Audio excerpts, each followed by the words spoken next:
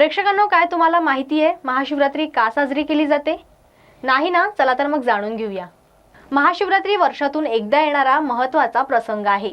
यंदा 8 मार्च शुक्रवारी रोजी महाशिवरात्री असून प्राचीन ग्रंथामध्ये असा उल्लेख आहे की या दिवशी शिवतत्व आपल्या भौतिक प्राप्तीसाठी आणि आध्यात्मिक प्रगतीसाठी पृथ्वीवर अवतरित होते।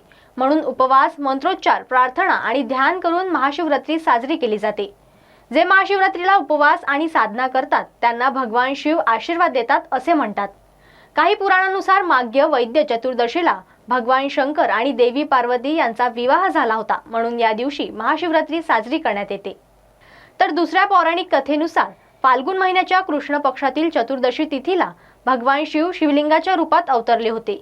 या कारणास्तव ही तिथी भगवान शिवाच्या ज्योतिर्लिंगाचा प्रकट उत्सव म्हणून दरवर्षी महाशिवरात्री साजरी केली जाते। कारा न्यूजच्या वतीने तुम्हा सर्वांना महाशिवरात्रीच्या हार्दिक शुभेच्छा।